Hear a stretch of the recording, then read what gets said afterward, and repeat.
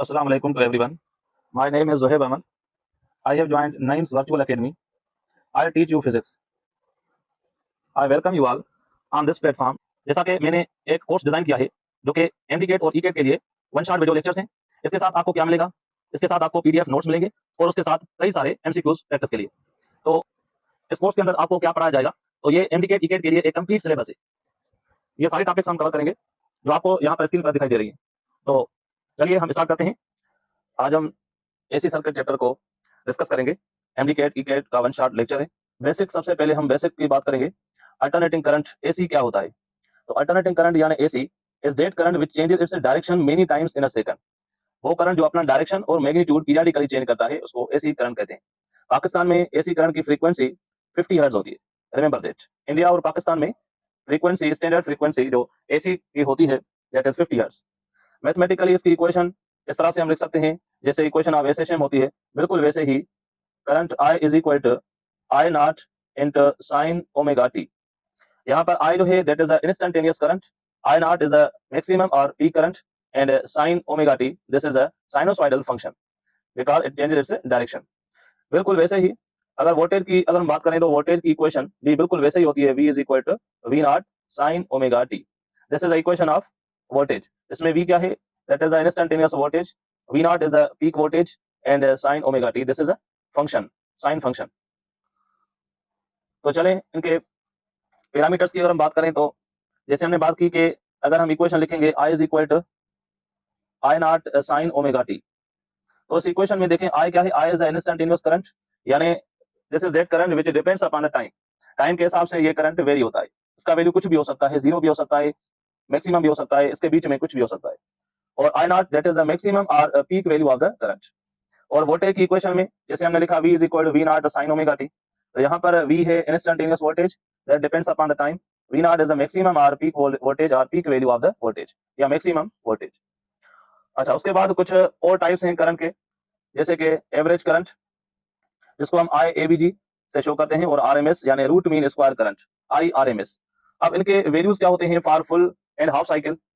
तो नोट करने की बात है कि RMS करंट का वैल्यू इक्वल होता है आई नॉट अपॉन रेडिकल 2 या डेसिमल में 0.707 मल्टीप्लाई विद मैक्सिमम वैल्यू। यानी जो RMS करंट होता है फुल साइकिल के लिए या हाफ साइकिल के लिए, दोनों के लिए सेम होता है।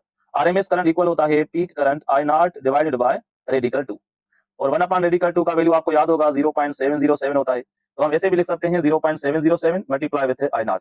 This is the value of RMS current for full cycle as well as half cycle.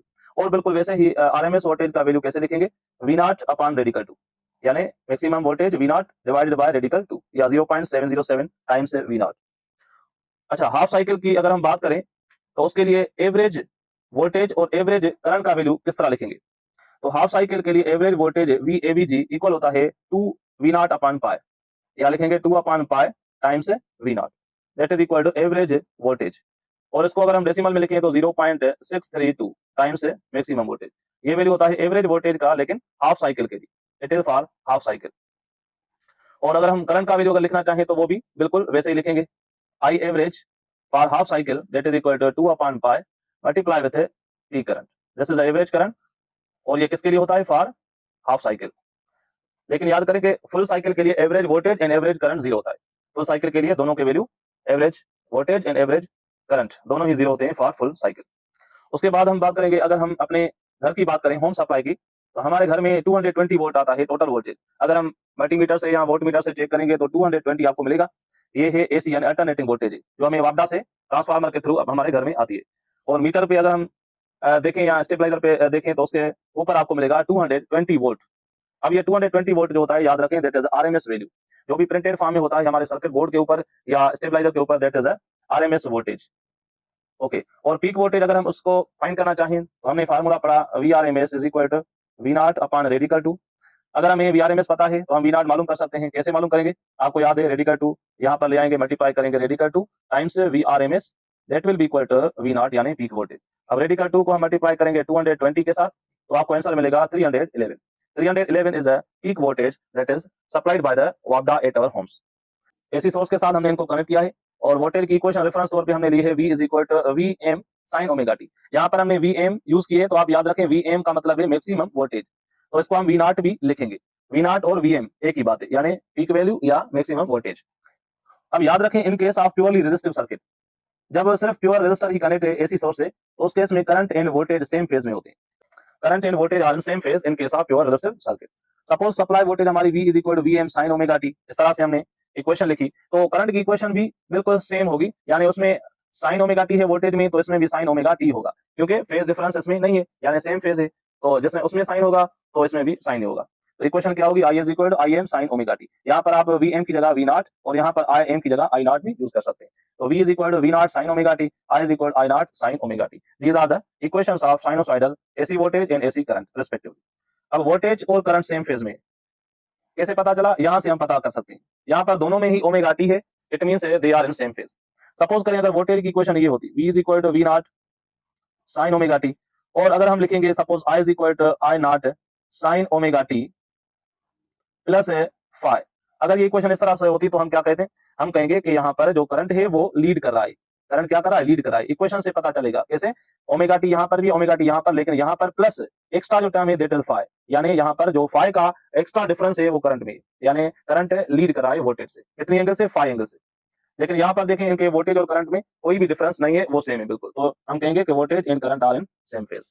अगर वोल्टेज और करंट सेम फेज में होंगे तो याद रखें इनका पावर फैक्टर, जिसको हम cos फाइ लिखेंगे, that is equal to 1। Power factor क्या होता है, तो उसके लिए हम सबसे पहले एवरेज पावर की बात करेंगे कि एवरेज पावर की इक्वेशन क्या होती है। एवरेज पावर, अगर मैं पूछूं कि सीरीज कॉम्बिनेशन में क्या सेम होता है, तो आप कहेंगे सर सीरीज कॉम्बिनेशन में करंट सेम होता है, current is same in case of series combination में, एंड वोल्टेज क्या होती है, डिवाइड होती है। इसलिए यहाँ पर देखें रेजिस्टर में वोल्टेज है VR, और इंडक्टर में VL, और कैपेसिटर में VC, यानी तीनों में वोल्टेज अलग अलग है। लेकिन याद रखें यहाँ पर जो वोल्टेज है वो डायरेक्ट हम ऐड नहीं करेंगे, ऐसे नहीं करेंगे VR plus VL plus VC, इस तरह से नहीं करेंगे, ये गलत हो जाएगा। एसी सर्किट में हमेशा वोल्टेज को डायरेक्ट ऐड नहीं किया जाता, बल्कि हम उनको वेक्टोरियली ऐड करते हैं, यानी वेक्टर अलजेब्रा यूज करेंगे, वेक्टर्स के फार्मूलाज यूज करेंगे। ठीक है, जैसे हमने प्रीवियसली किया इन case of RC and RL series circuit. ठीक है, तो डायरेक्ट ऐड नहीं करते, ये कभी गलती मत करना। चलें किस तरह से इनका फेजर डायग्राम बनाएंगे, यहाँ पर आप देख सकते हैं, इनका हम डायग्राम दोबारा से बनाने की कोशिश करते हैं। ओके, तो अब हम कुछ MCQ सॉल्व करते हैं। क्वेश्चन नंबर 1 है, in Pakistan the frequency of AC supply, AC current की फ्रीक्वेंसी पाकिस्तान में कितनी होती है।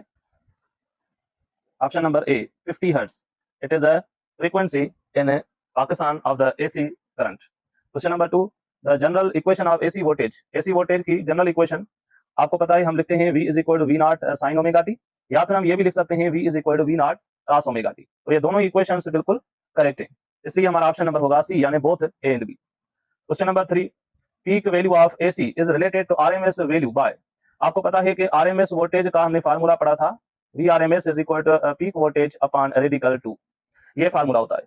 तो देखें ऑप्शन नंबर कौन सा हमारा करेक्ट है, VRMS is equal to peak voltage upon radical 2, so हमारा ऑप्शन नंबर A यहाँ पर करेक्ट है। Question number 4, for 220 volt AC supply peak voltage is approximately, peak voltage हम कैसे मालूम करते हैं, peak voltage is equal to radical 2 times the VRMS। तो VRMS का वैल्यू आपको गिवन है यहाँ पर 220, इसको अगर मल्टीप्लाई करेंगे रेडिकल 2 से तो आंसर कितना आता है, तकरीबन हमारा आंसर आता है 311 volt. This is a peak voltage which is at our homes. Okay, question number 5 की तरफ चलते हैं। क्वेश्चन नंबर 5 है, AC के नॉट बी मेजर्ड बाय, यानी अल्टरनेटिंग करंट को हम इस डिवाइस से मेजर नहीं कर सकते। तो याद रखें हॉट वायर एमीटर से हम मेजर कर सकते हैं AC को, लेकिन हम मूविंग कॉइल गैल्वानोमीटर यूज नहीं कर सकते।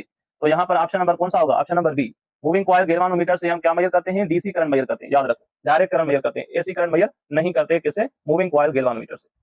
Okay, question number 6, the average value of the AC over full cycle is, full cycle के लिए AC वोल्टेज या AC करंट का वैल्यू क्या होता है, 0 होता है। ऑप्शन नंबर ए हमारा करेक्ट है। आ रही बात समझ में, तो इस तरह से हम इन वैल्यूज को याद रखेंगे ताकि ये हमें एग्जाम में काम आए। Question number 7, the phase difference between voltage and current in pure resistor, pure resistor में आपको पता है वोल्टेज और करंट के बीच में फेज डिफरेंस 0 होता है। क्या होता है, फेज डिफरेंस 0 होता है इसके बीच में, करंट और वोल्टेज के बीच में, in case of pure resistor.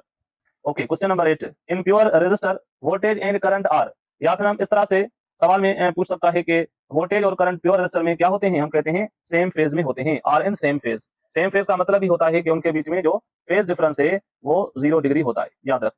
Clear. Okay, question number 9, power dissipated in pure resistor, pure resistor में पावर डिसिपेशन का फार्मूला आपको पता है कि जनरल फार्मूला हमने पढ़ा था कि average power is equal to IRMS into VRMS और उसके साथ cos फाइ मल्टीप्लाई करते हैं। लेकिन यहाँ पर फाई का वैल्यू 0 होता है प्योर रेजिस्टर के केस में, तो हमारा फार्मूला क्या आएगा, I R M S into V R M S. ठीक है, ए ऑप्शन बिल्कुल करेक्ट है, लेकिन आपको बी ऑप्शन भी देखना चाहिए, ये ऑप्शन भी करेक्ट है, क्योंकि आपको पता है कि voltage is equal I into R होता है अकॉर्डिंग टू ओम्स लॉ। तो हम पावर को ऐसे भी लिख सकते हैं, I R M S square multiply with R, और उसके साथ हमारा ये फार्मूला भी करेक्ट है। अगर हम ऐसे लिखना चाहें कि power is equal to V R M S square upon resistance, ठीक है, तो ये फार्मूला बिल्कुल करेक्ट है। तो यहाँ पर हमारा ऑप्शन नंबर क्या होगा, ऑप्शन नंबर डी करेक्ट है। All these formulas are correct.